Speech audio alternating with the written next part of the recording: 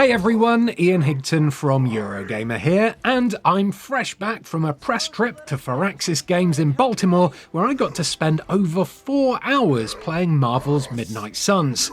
This tactical RPG is the first time that Firaxis has worked on a game that's based on someone else's IP, and it brings with it a brand new way to battle your enemies using a randomly drawn deck of ability cards.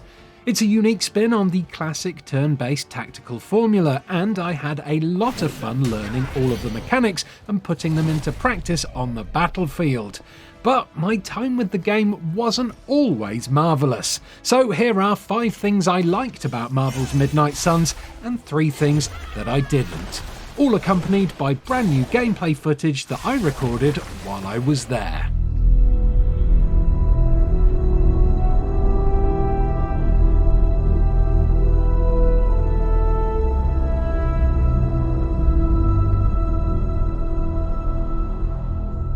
So first up, I should explain that I've never really been into the tactical role-playing game genre.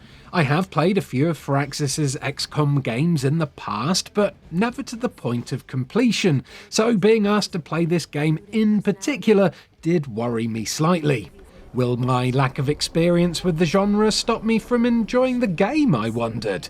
Is Midnight Suns going to make me feel stupider than I already am? Well, that'd be hard as I'm already pretty stupid, I guess, but thankfully the answer to both of those questions was a no. Because if it was a yes, then my trip to Firaxis HQ would have been a very expensive waste of time. The falafel place down the road stays open till 3. Oh, right, sure. Only maybe next time say it less vampire-y. The first thing you're going to need to realise with Midnight Suns is that, while this game does share some DNA with the XCOM series, it's actually a very different beast, and because of this, I found it way more accessible for newcomers than I thought it would be.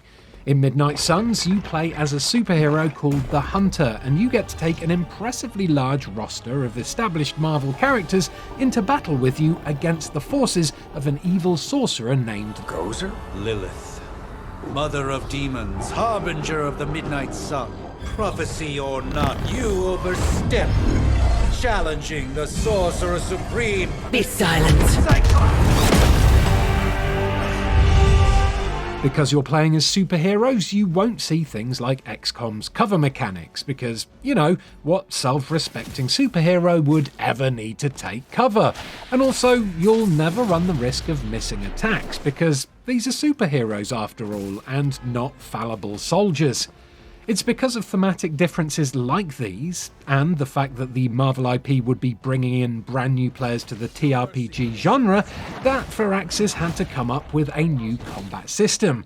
Something that was simple to understand, but that also created a challenge for the player despite the almost invincible nature of their heroes.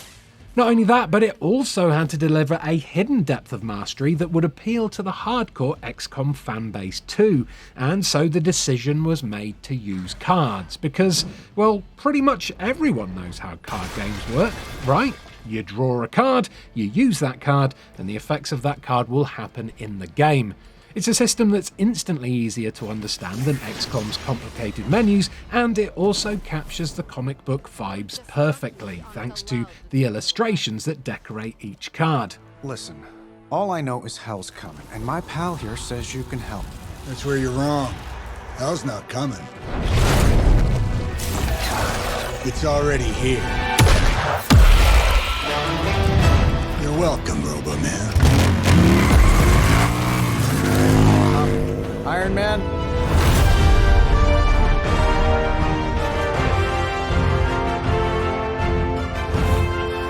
It's okay. It's fine. I know what he meant.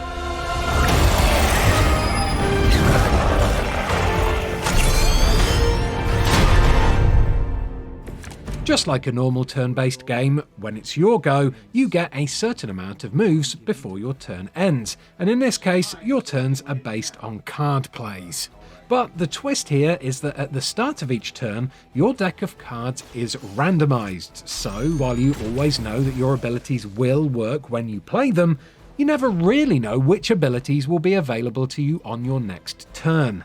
This opens up a completely different way to strategize compared to games like XCOM, but crucially, the more cards you unlock and upgrade, the more apparent the depth of the combat will become to more seasoned TRPG players. And it's not just cards that can do damage either. Each battleground has scenery you can use to attack your enemies with, and after building up a certain amount of heroism points, you can also activate some awesome character-specific hero ability cards that are accompanied by some very cool animations. None can escape.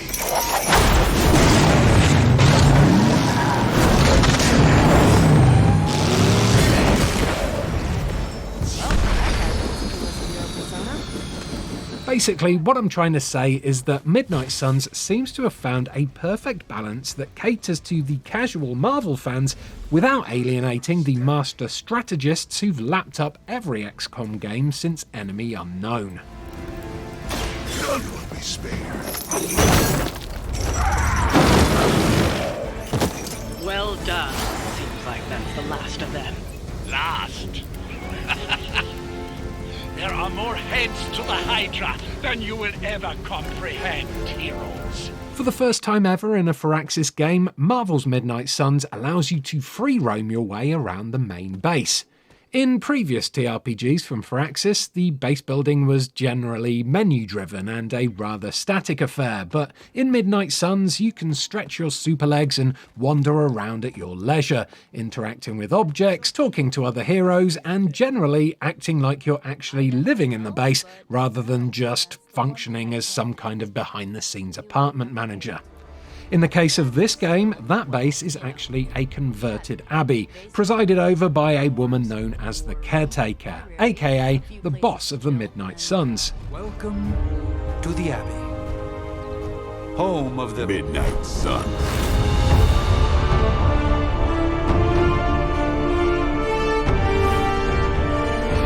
The hell is this? Lilith's Junior Demon League? Wait, it's that jerk from TV. Which one?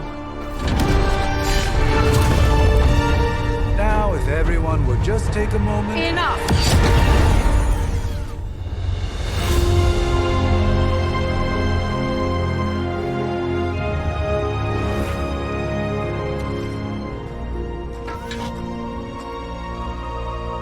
You're standing on my flowers. Oh, been a long time, Sarah. It's caretaker now. When you first go to the Abbey, the majority of it is locked down, and most of the Avengers equipment is still in boxes. But as you progress, and Tony, Doctor Strange, and Captain Marvel and everyone make themselves at home, areas and activities will open up around the Abbey, giving you plenty of opportunities for exploration and even more traditional XCOM-style squad management.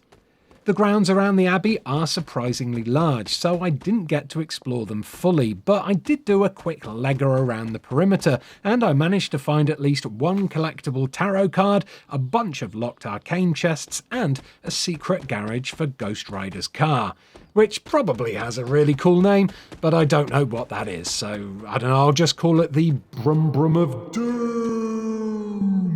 During the early hours of the game though, you'll want to be spending most of your time close to the Abbey, as this is where you'll be able to upgrade ability cards, research new powers, unlock new cards, and spar with other members of the team in order to unlock special skills and boost your friendship levels. But why friendship, you might be asking? The last time friendship was useful in a video game was in, Mortal Kombat. Well, this is where one of the most interesting aspects of life in the Abbey comes into play. You see, the more you interact with the heroes in the Abbey, the more you'll increase your friendship levels with them, and once a day you can even choose to hang out with one of your superpowered pals and indulge in a wholesome activity, like playing video games or watching movies. These activities are basically just a nice excuse to have a lovely little chat with a hero and learn a bit more about them and their backstories. But there's also a little bit of interactivity in here too, in the form of multiple dialogue options, and if you manage to choose the right ones, you'll get extra friendship rewards at the end of the hangout. These type of interactions not only give Midnight Suns way more of a traditional RPG feel to the time spent at the Abbey, but crucially, they also reward you with gameplay bonuses too. Increasing your friendship levels with a specific character will eventually unlock things like cosmetic rewards and powerful passive abilities for that character, and best of all, combo attacks that will devastate your enemies if you team up with that character on the battlefield. I did not realize you carried such pain. I just learned to bury it. You think I can afford a therapist on a superhero salary? I'm kidding. We don't get paid for this. Can we do it again?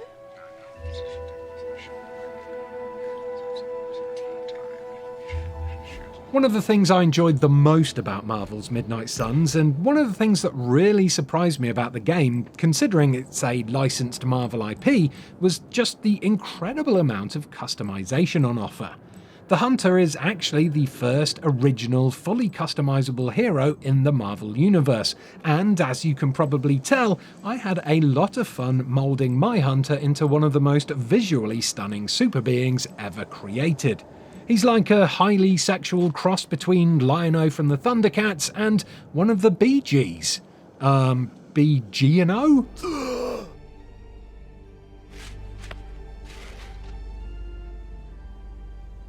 So cold. But the air burns with every breath. Has it been so long? In terms of character creation, near the start of the game you're given the standard options with which to make your Hunter your own. You know the drill: body type, choices of face, skin tone, eye colour, hairstyle, and so on. It's pretty basic at this point, but there's just enough on offer to make your Hunter look as heroic or as bizarre as you might like. But that's just the beginning. Once you get free roam of the Abbey and start undertaking missions, you'll be able to purchase cosmetic upgrades like these excellent aviators here, which you can then perch on your Hunter's nose in either their superhero getup or when they're lounging around the Abbey in their casual wear. There's also the option to customise your room too, so after a hard day of drawing cards on the battlefield, you can always head back and hang up a curtain or two in order to make the place feel a bit more homely. But Ian, that's just standard customization, you might be thinking right now. And you're right, it is. But that's because I've not told you about the best bit of customization yet, and that bit happens at the end of every battle. If you do manage to successfully card your way to victory, one of the first things you'll get to do is design your very own comic book based on that battle and using some of the characters that featured in it. And it's so much fun to do. Now, there's a load of options you can choose from here, which you can use to make your comics look as authentic as possible, from altering your heroes' positions and sizes through to adding speech bubbles and even barcodes. But if you're anything like me, the fact that you can use this editor to make the world's derpiest looking comic books is a dream come true. I mean, look at sexy BG&O's stupidly lovable giant face there. Or the way I dedicated this entire front cover of a Captain Marvel comic to her chin and inner nostrils. Gene Colan would be proud. And that's not even the best bit, because once you've made these covers, you can then turn them into paintings and use them to decorate the walls in the Abbey, so that the whole of the Midnight Suns team can gaze upon their glory. Now that is magic. You don't actually have to wait until you've finished a battle in order to do all of this either. You can bring up the photo gallery menu at any time you want when you're in the Abbey, and you can even customize the game's photo mode in exactly the same way. The only downside I can see here is that you can't add your own text to these creations, so you have to make do with the game's limited stock phrases and titles. That's probably a wise choice on the part of Firaxis, to be fair, but honestly, I was pretty disappointed to find out that I couldn't call this comic book The Sexy Adventures of BG&O and his trusty hot dog, Farty McBarky Claus. Charlie! I know. I missed you too. Let her enjoy the moment. She's been visiting your door every morning for the past 300 years. Oh, it must have been so hard on her. This next point is pretty minor in the grand scheme of things, but it's a detail that I'm sure many people, and of course a specific dog-petting Twitter account, will appreciate. In Marvel's Midnight Suns, your character, the Hunter, has a dog. And yes, you can pet her. Charlie, your faithful hellhound, sleeps in your room in the Abbey, in this little doggy bed that's presumably made out of asbestos or something. It's here that you can interact with Charlie Girl and give her some well-deserved scritches in order to strengthen your bond with her. Doing this once a day should earn you some useful items, so it's definitely worth doing at least once. But honestly, who needs an excuse to give a good dog a pat on the head? No one, that's who. In fact, really, you should be doing it for free. Who is a good girl? It is my Charlie girl.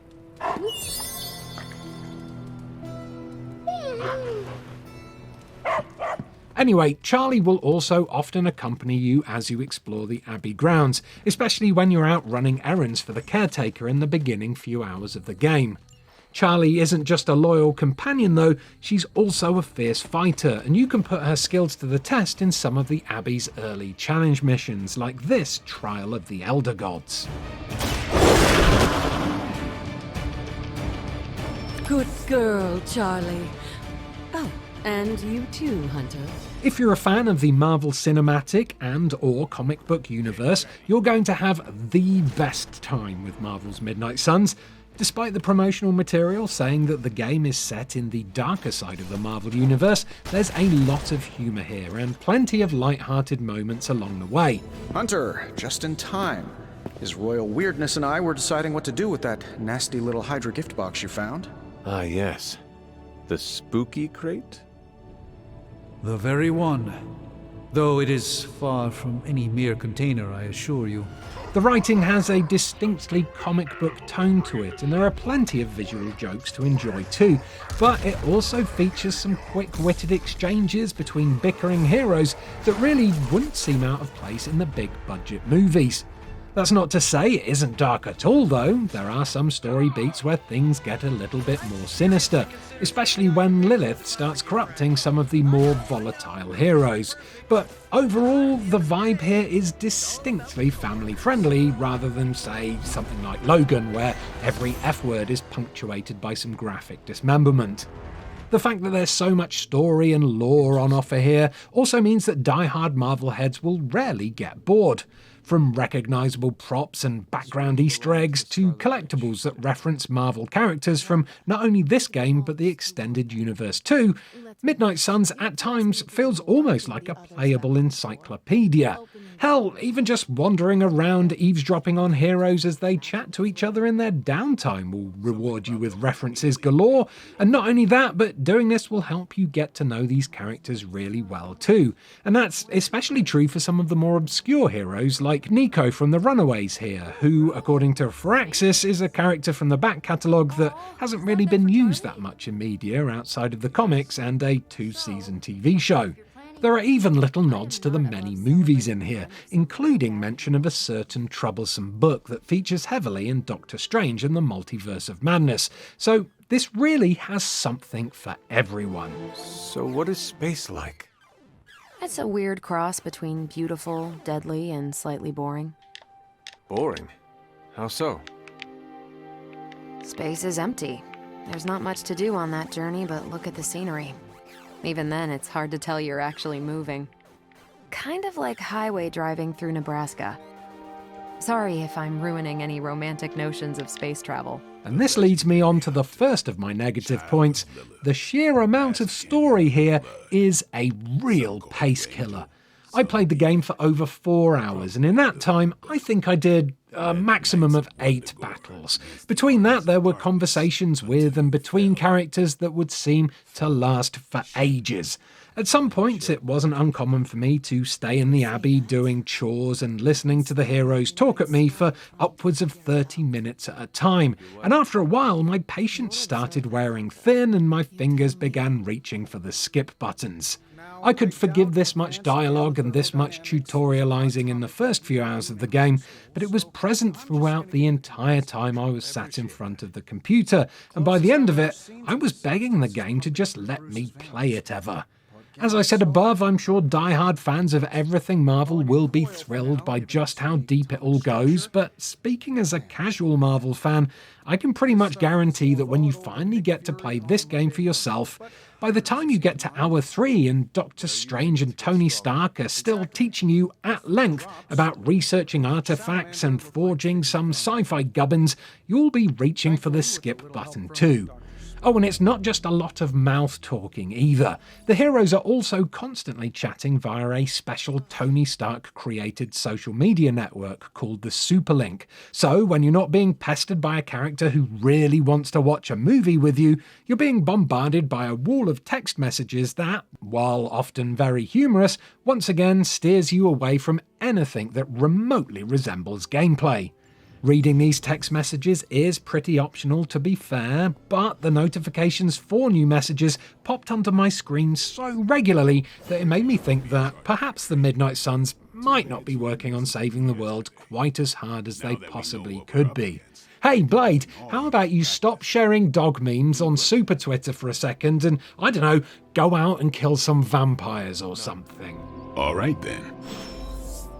As I mentioned earlier, I'm a huge fan of the customization in Midnight Suns, but it would be amiss of me not to mention the fact that with great customizable freedom comes great grinding. You see, customizing anything, apart from the comic book covers and photos, costs gloss, and quite a lot of gloss at that. Gloss is a resource that can be earned from doing things around the Abbey or from completing missions, but it's awarded so sparingly that it takes ages to be able to afford things that you want. For example, in order to decorate your Abbey with paintings, first you need to pay 50 gloss per comic book or photo to turn that into a painting.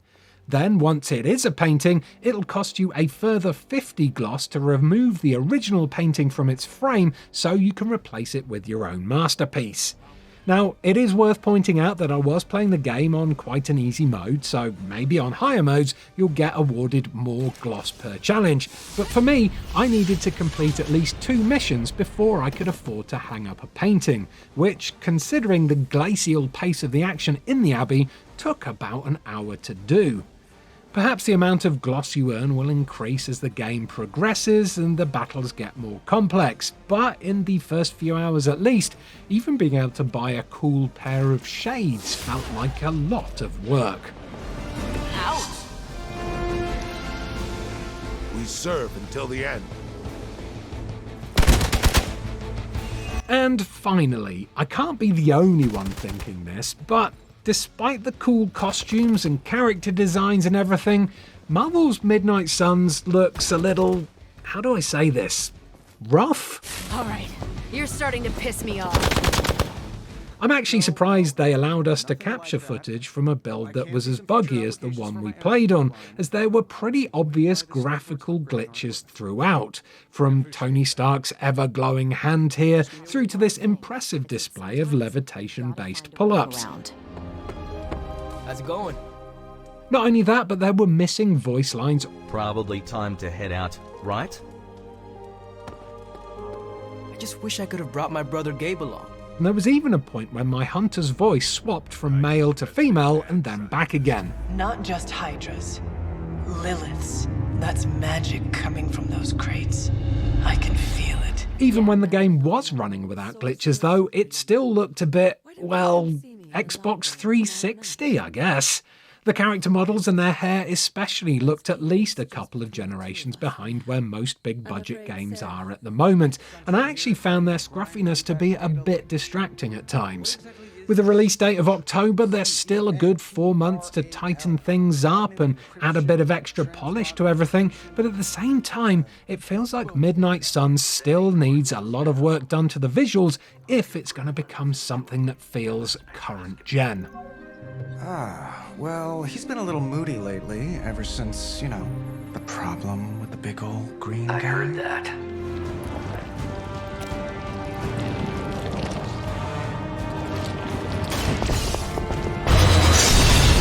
No time to lick our wounds.